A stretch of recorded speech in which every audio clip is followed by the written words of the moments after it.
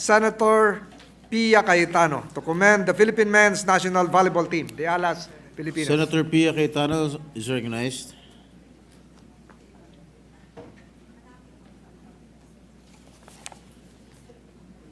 A minute suspension, please. Session suspended.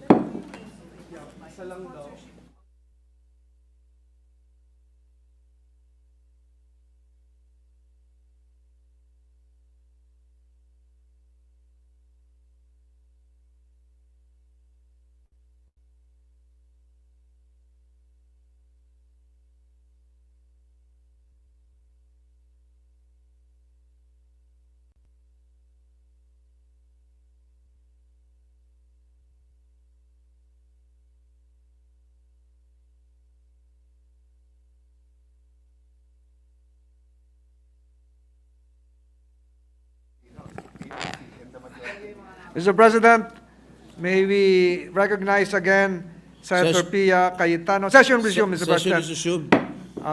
To sponsor both measures, Senate Resolution 1182 as well as Senate Resolution 1042. Senator Pia is recognized.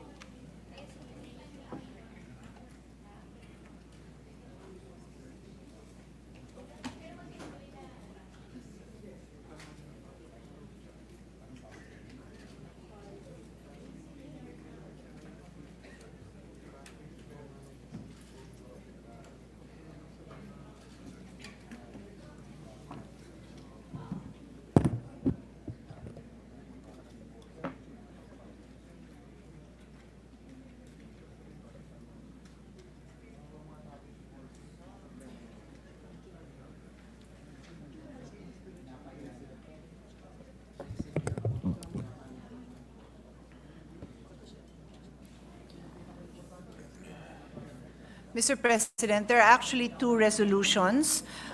This resolution that I am about to sponsor is Senate Resolution number 1182. But after this, there is another resolution, Senate Resolution number 1183. And I ask that my speech be reflected as a sponsorship speech for both resolutions. Omnibus. I will proceed. Thank you. Mr. President, I rise to sponsor two resolutions I filed. Senate Resolution number 1182, congratulating and commending the Philippine men's national volleyball team, the Alas Pilipinas, for delivering a historic back-to-back bronze medals at the 2024 Men's Southeast Asian Volleyball League. And Senate Resolution number 1183, congratulating and commending the Philippine women's national volleyball team, the Alas Pilipinas, for bringing pride and honor to the Philippines by historically winning their first ever medal at the 2024 Asian Volleyball Confederation AVC Challenge Cup, and for delivering back-to-back bronze medals at the 2024 Women's Southeast Asian Volleyball League. Here with us today are the members of both teams. May I ask them to stand? They're in the gallery. And also with us are the officers of the Federation, headed by Mr. Ramon Tatsuzara, the President of AVC, Mr. Ricky Palu, Vice President of AVC, and the rest of the team. And of course, they're also accompanied by PSC Chairman Bachman. Please stand, all of you, to be recognized. Thank you. Matangkad po silang lahat siguro sa ating lahat. So mamaya pag nagpa-picture taking, may mga senators na tatayo po sa bangko. But on that note, thank you. You may be seated. So, May I know where did they compete, Senator Pia? This is Southeast Asian countries. Where was it held here? It will be revealed in my speech, All right. Mr. President. So in another lifetime, I would have been standing with them in the gallery as a volleyball player. But today, I have the honor of recognizing their hard work. During my time and that was some time ago, I would always remember that the only people in the bleachers would be a few boyfriends, a few girlfriends, and a few parents. Marami na siguro yung 20 na nanonood. But now our players are able to, the crowds line up, like umiikot yung pila to watch them compete. And many, if not, I think all of the players here representing the national team came from high school, college, barangay teams, LGU teams. In all forms, they have been supported by their if not schools, their LGUs. So, to answer the presiding officer's questions, here is the specific league and the details. On 29 May 2024, a few months ago, the Philippine women's national volleyball team, known as the Alas Pilipinas, achieved a breakthrough by reaching the semifinals of the Asian Volleyball Confederation Tournament. This is an annual international volleyball competition where 10 teams from the Philippines, Chinese Taipei, India, Iran, Australia, Vietnam, Indonesia, Kazakhstan, Singapore, and Hong Kong compete with each other. The 2024 AVC Women's Challenge Cup was hosted by the Philippines in the Rizal Memorial Sports Complex and held last 22 to 29 May 2024. I had the privilege of attending this, Mr. Senate President. In the battle for third, the Alas Pilipinas dominated Australia in 3 straight sets, reaching the semifinals, the furthest the team has reached in the tournament. And eventually, they bagged the bronze medal in their historic first ever podium finish in the 2024 AVC Challenge Cup. So next time, we will invite you, Mr. Presiding Officer. Anytime. But I'm pretty sure all the senators were invited, so di lang ho kayo nag-attend. This marks the first time a Philippine team has reached the podium in the prestigious event in 63 years, ever since the country joined the competition in 1961. Note, Gia Morado de Guzman was named Best Setter, and Angel Canino was named Best Opposite Spiker. Currently, as reported by Federación Internacional de Volleyball, the sport's global governing body, the Alas Pilipinas team is ranked world number 58 and number 8 in Asia in women's volleyball. And now we go to Alas Pilipinas men's team.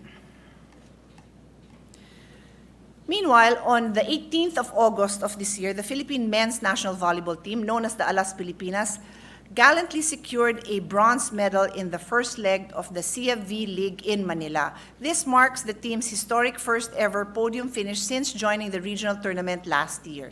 The Southeast Asian Volleyball League, or the CFV League, is a prestigious regional competition that brings together the top volleyball teams from the Philippines, Thailand, Vietnam, and Indonesia. A week later, on 25 August 2024, the Filipino spikers showcased remarkable skills as they advanced to the semifinals of the second leg of the CFV League in Indonesia, as they secured their second bronze medal by competing valiantly against Vietnam.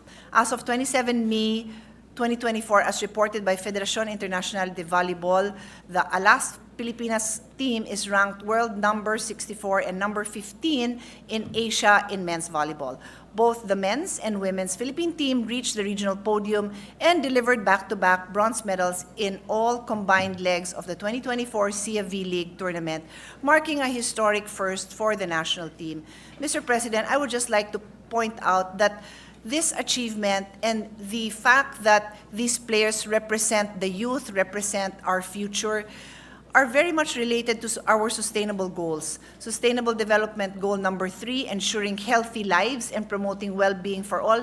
Mr. President, napakahirap mag-exercise, pero when you find a sport that you love, it becomes easy to exercise and stay fit.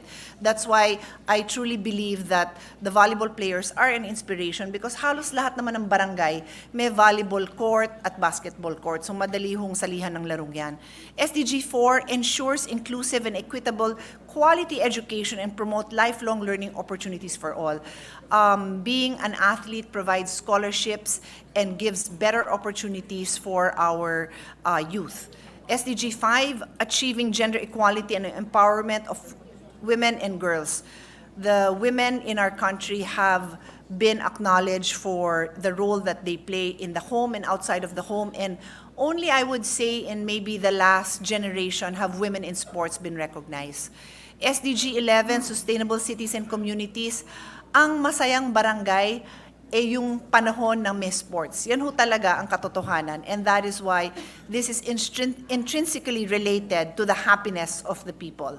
SDG 17, Partnerships for the Goals. All over the world, sports is a uniting factor. Nakita niyo naman ho ang effect ng Paris Olympics, and these athletes are the cornerstones of these partnerships that we build.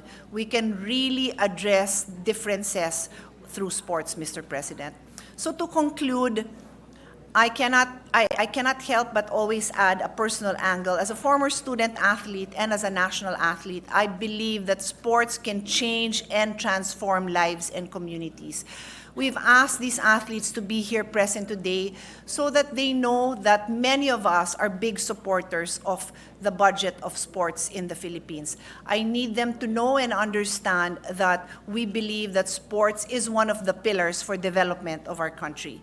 Their triumph marks a significant achievement that foster national unity, inspire countless Filipinos in a new generation of athletes to strive for excellence in their respective fields and contribute in the promotion of sports and nation building in the country. Let us continue to support our athletes and various sports teams, starting at the grassroots level and in the basic education level and in the collegiate level, which is a big issue, Mr. President, which I will take up at another time, and our elite athletes as they support our country. Again, we congratulate and commend both our national volleyball teams, the Alas Pilipinas, for their victories, as well as the pride and honor that they have brought our country.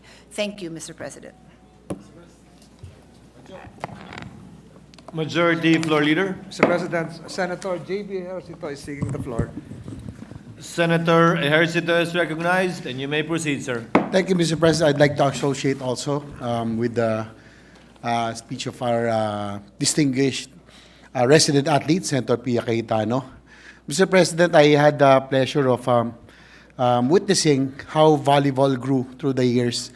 It started, its popularity gained when we had the San Juan Arena a few years ago when it was new. It was where the NCAA volleyball and the V-League at that time started. I was with also with Mr. Ricky Palu and company. So it was I was a witness on how volleyball gained its popularity through the years. In fact, Mr. President, we can say that we are not only a basketball crazy nation right now, because I think volleyball has really gained traction. In fact, napakarami na home followers ng ating volleyball league, especially yung mga women's, no? Kasi it started with, as I mentioned, V-League, yung PVL and all has gained a lot of following, and I'm glad that our resident athlete, Senator Pia Cayetano, stood up to bring to our attention our support, much needed support to other sports. No? Hindi lang tayo pang basketball, dapat tignan na rin po natin yung mga ibang sport that we really have a potential in making it. So again, my congratulations to the Alas Pilipinas, both men and women's team, for bringing pride and honor to our country. Not to mention excitement and entertainment. No? It's really fun to watch volleyball, and again, my congratulations to both teams. Thank you, Mr. President. Thank you, Senator Ejercito. Mr. Majority President, Floor Leader. Before we recognize Senator Alan Peter Cayetano, this representation would also like to associate himself with the measure. In fact, I'm still looking for some video footages wherein I served ceremonially volleyball tournaments during the ROTC Games, and Chairman Bachman is aware of this. Napapatawid ko naman po sa net, Mr. President. Mr. President, may we recognize Senator Alan Peter